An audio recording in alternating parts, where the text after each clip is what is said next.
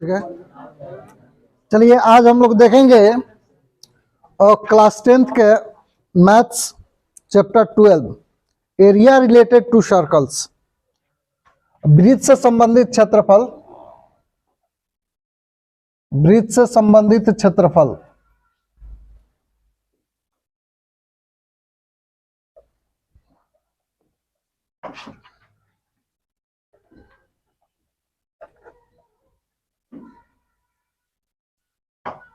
इसको इंग्लिश में area related to circles, area related to circles.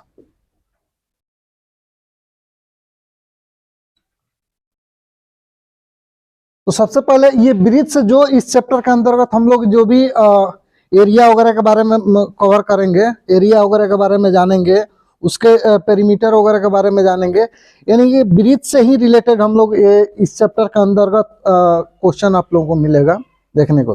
तो सबसे पहले हम जानेंगे वृत्त क्या है, वृत्त से रिलेटेड कुछ टर्म्स वगैरह के बारे में जानेंगे।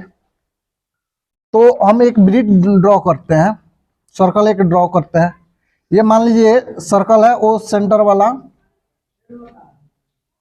ये ओ सेंटर वाला आपका एक क्या है, एक सर्कल है, जिसका इस सर्कल का सेंटर क्या है आपका, ओ है,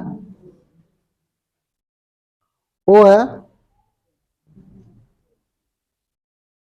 तो इसका सबसे पहले एरिया है, होता क्या है, ये एरिया किसको बोला जाता है, एरिया है क्या। तो अगर कोई भी चीज होता है, कोई भी वस्तु होती है, कोई भी थिंग्स, जैसे एक मान लेते हैं ये बुक है, ये सपोज दैट ये बुक है, और ये क्या करते हैं, अगर किसी जगह पर रख देते हैं तो जितना ये जगह छेक लेता है उसी को इसका एरिया कहा जाएगा। जैसे ये मान लेते हैं इस बुक को रखे हैं तो ये कितना जगह छेक लिया, ये पूरा एरिया चेक लिया, तो इसी को बोलेंगे हम लोग इसका एरिया। और यानी कि ये पूरा का पूरा एरिया ये कवर कर ले रहा है, जितना ये जगह चेक लेगा ये पूरा, इसको बोलेंगे हम लोग एरिया, इसका एरिया बोलेंगे, क्षेत्रफल बोलेंगे इसको। और ये जो कलई किया हुआ भाग है ये आपका क्षेत्रफल है, इसको क्षेत्रफल बोलेंगे। और पेरीमीटर क्या है, पेरीमीटर का मतलब ये होता है कि जब हम इसके चारों तरफ घूमें, जैसे इसके राउंड से यहाँ से अगर चलना स्टार्ट करते हैं और फिर घूमते घूमते घूमते घूमते घूमते इसके किनारे किनारे यहाँ तक आ जाते हैं, तो अब इसका ये पेरीमीटर कहलाया जाएगा, इसको परिधि कहलाया जाएगा।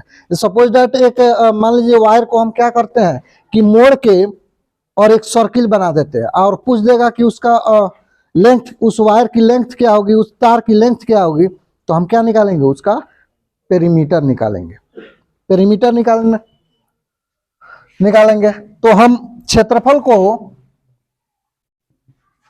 ए से डिनोट करते हैं, एरिया यानी क्षेत्रफल को हम ए से डिनोट करते हैं। इसको सिंपल में अगर हम ए लिख देंगे तो इसका मतलब समझ जाइए क्या कि ए एरिया की बात कर रहा है, यानी एरिया।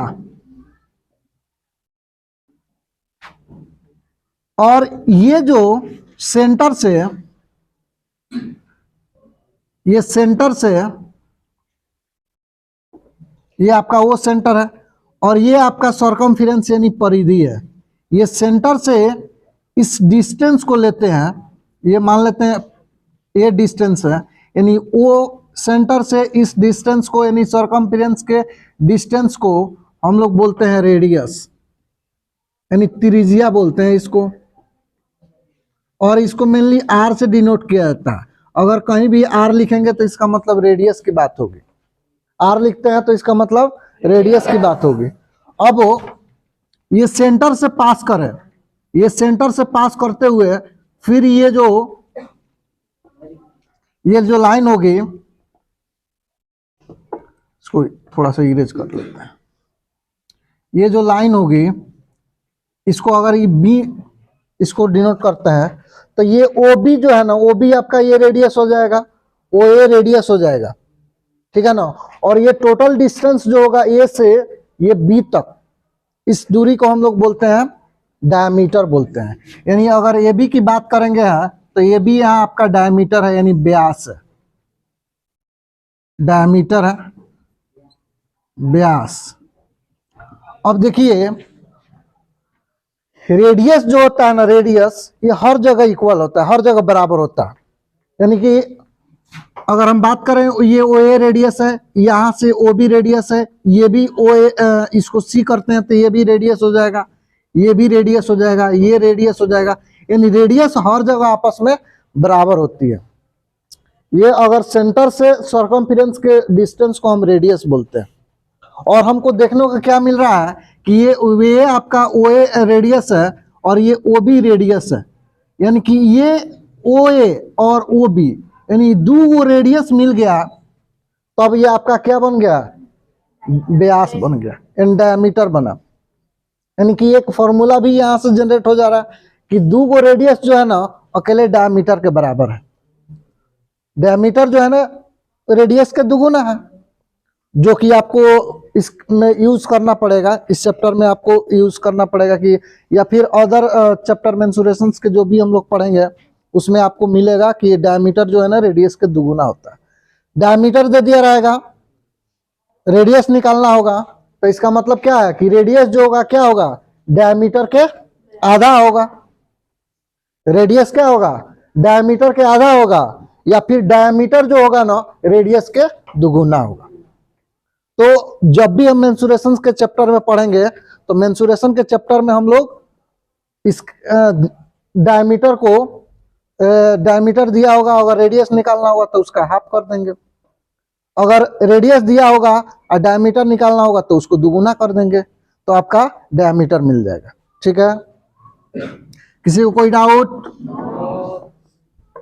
तो रेडियस हर जगह आपस में क्या होता है, बराबर होता है। और ये रेडियस यानी क्या होता है, सेंटर से सर्कमफेरेंस के डिस्टेंस को ही रेडियस कहते हैं। ठीक है, अब जब ये सेंटर से पास करते हुए सर्कमफेरेंस को दोनों तरफ टच करे, वह जो लाइन होती है वो आपका होता है डायमीटर, व्यास कहलाता है। अब देखिएगा यहाँ थोड़ा ध्यान देंगे, ये भी क्या है, ये सी और डी मान लेते हैं, ये भी क्या कर रहा है, सर्कमफेरेंस दोनों तरफ टच कर रहा है, लेकिन क्या है, सेंटर से होकर पास नहीं कर रहा है, तो इसको जीवा बोला जाता है, कॉर्ड बोला जाता है, या फिर इसको चाप भी बोला जाता है। ठीक है, तो ये आपका, ये भी क्या है आपका, ये भी जो है ना, ये भी आपका व्यास जो है ना सबसे बड़ी जीवा होती है। व्यास जो होती है सबसे बड़ी जीवा होती है। तो ये पूछ भी देता है कि वृत्त की सबसे बड़ी जीवा कौन सी होती है, ऑप्शन में व्यास हो जाएगा। ठीक है, तो ये हम लोग देख लिए कि ये चाप क्या होता है, त्रिज्या क्या होती है, और व्यास क्या होता है, पेरीमीटर क्या होता है, और इसका एरिया क्या होता है। तो मेनली सर्कल से रिलेटेड हम लोग यही जानेंगे, और इससे रिलेटेड कुछ फॉर्मूला वगैरह है जो कि आपको देखने को मिलेगा। जैसे एरिया, यानी ये वृत्त के रिलेटेड पढ़ रहे हैं तो ये वृत्त के ही बारे में लिखेंगे। एरिया मतलब कि क्षेत्रफल, और इसको हम डिनोट करेंगे ए से, तो ये बराबर हो जाएगा पाई आर स्क्वायर। ये बराबर, देखिएगा, तो अगर एरिया जहां लिखेंगे, एरिया को अगर ये लिख देते हैं तो इसका मतलब उसके क्षेत्रफल के बारे में बात करेंगे। तो एरिया इसको पाई आर स्क्वायर बोल देंगे, इसका क्षेत्रफल जो होता है, अगर ये पूरा का पूरा, अगर मान लीजिए ये निकालना होगा एरिया, ये वाला जो पहले ही आपको बता दिए हैं, छायांकित भाग जो होगा ये एरिया होगा, और इसका क्षेत्रफल निकालना होगा यानी एरिया निकालना होगा, तो ये फॉर्मूला यूज कर लेंगे पाई आर स्क्वायर। इसके सर्कमफेरेंस यानी कि परिधि की बात करेंगे, अगर सर्कमफेरेंस इसको सी से डिनोट करेंगे तो सी बराबर आपका हो जाएगा 2 पाई आर, यानी इसकी परिधि हो जाएगी, सी बराबर हो जाएगा आपका 2 पाई आर। अगर जैसे कि पहले इसके व्यास की बात कर दिए हैं, डी की, डी मतलब डायमीटर, अगर डी से डिनोट करेंगे तो इसका मतलब व्यास की बात होगी। तो व्यास बराबर हो जाएगा आपका, क्या बताए थे पहले ही कि ये व्यास जो होती है ना वो क्या होती है, दो गो त्रिज्या आपका मिला हुआ है, यानी कि ओ ए और ओ बी, ये दोनों त्रिज्या है, और ये दोनों त्रिज्या मिलकर तब बना है ए बी, यानी डायमीटर, व्यास बना है। तो यूं कहा जा सकता है कि व्यास क्या होता है, दो गो त्रिज्या के बराबर होता है, यानी व्यास बराबर 2r लिख सकते हैं। अगर आर रेडियस निकालना होगा, यानी आर निकालना होगा यानी त्रिज्या, तो त्रिज्या बराबर क्या हो जाएगी, ये r बराबर हो जाएगा, इधर 2 × में है, आप बराबर के इस साइड आता है तो डिवाइड में हो जाएगा, यानी d/2 हो जाएगा। व्यास के आधा कर देंगे तो आपका त्रिज्या निकल जाएगा। तो यही है मेनली जो कि इस चैप्टर में हम लोग पढ़ेंगे। कुछ जो है ना इसमें परवलय की बात करेंगे। जैसे ये सर्किल है और सर्किल के अंदर भी सर्किल बना हो, जैसे एक मान लीजिए दोनों का सेंटर एक ही है, ये मान लेते हैं बड़ा वाला सर्किल है और ये मान लेते हैं छोटा वाला सर्किल है, और दोनों का सेंटर सेम है, मतलब ये बड़ा वाला सर्किल का भी सेंटर ये मान लेते हैं O है और ये छोटा वाला का सेंटर भी ये O ही है। तब जो ये एरिया निकाला जाता है इसको वलय बोला जाता है। ये जो एरिया निकाला जाएगा इसको वलय बोलेंगे। अगर इसका कैपिटल जो है ना इसको A से डिनोट कर लेते हैं, इसको B से डिनोट कर लेते हैं। अगर ये कैपिटल R इसको मानते हैं, कैपिटल R मानते हैं,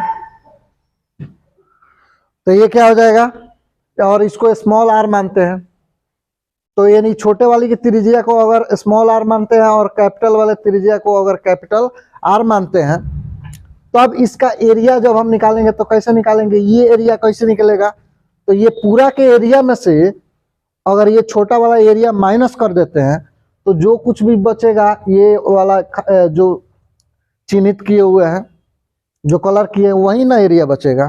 तो इसका एरिया हम कैसे निकालेंगे, हम क्या करेंगे कि बड़ा वाला का क्षेत्रफल, और इसी को बोला जाता है वलय, वलय का क्षेत्रफल। तो वलय का क्षेत्रफल हम निकालना होगा तो हम क्या करेंगे, बड़ा वाला का क्षेत्रफल यानी बड़ा वाला वृत्त का क्षेत्रफल, बड़ा वाला वृत्त का क्षेत्रफल मतलब कैपिटल R माने हैं तो πr², चूंकि वृत्त का क्षेत्रफल क्या होता है πr²। और क्या करेंगे, ये छोटा वाला का क्षेत्रफल जो है ना, छोटा वाला, तो ये छोटा वाला का क्षेत्रफल इसका भी क्या करेंगे, क्षेत्रफल माइनस कर लेंगे, यानी पाई, ये इसका रेडियस छोटा r है तो πr², तो πr² माइनस πr², ऐसे भी हो सकता है। या फिर कभी कभी क्या किया रहता है, इसमें पाई कॉमन करके भी दिया रहता है, यानी पाई कॉमन हो गया तो r² माइनस क्या है यहाँ r², तो ऐसे भी दिया रहता है। और नहीं तो ऑब्जेक्टिव टाइप में कभी कभी पूछ देता है, फिल करने के लिए दे देता है यहीं से कि पाई, इस कैपिटल R को A मानते हैं और स्मॉल r को B मानते हैं, तो एक फॉर्मूला हो जाता है A² माइनस B², ये फॉर्मूला हो जाता है A² माइनस B² बराबर होता है A plus B into A minus B, ये फॉर्मूला हो जाता है। तो ऐसे दे दिया रहता है, A मतलब R प्लस B मतलब भी क्या small r into A minus B यानी R माइनस R, तो ये हो जाता है फॉर्मूला, ये वलय का क्षेत्रफल इसका एरिया निकालने के लिए। तो कभी कभी क्या करेगा, ये दे देगा pi into R plus R दे देगा, यहाँ फिल करने के लिए दे देगा, तो वहाँ का फिल करिएगा R माइनस R, या फिर दे देगा pi into R minus R, आप फिल करने के लिए दे देगा R प्लस R, तो यहाँ फिल करिएगा R प्लस R। तो ये मेनली आपका वलय का क्षेत्रफल होता है, ये फॉर्मूला का यूज करके आप इसका क्षेत्रफल निकाल लेंगे। थैंक यू, और नेक्स्ट क्लास हम देखेंगे अब इससे क्वेश्चन रिलेटेड। अस्सलामु अलैकुम वरहमतुल्लाहि वबरकातुहू। तो मेरी आपसे एक गुजारिश है कि अगर आप नए हैं मेरे चैनल पर तो प्लीज़ मेरे चैनल को सब्सक्राइब करें, साथ ही बेल आइकन को भी दबा दें ताकि आपको मेरी वीडियोस और लेटेस्ट अपडेट मिलती रहे।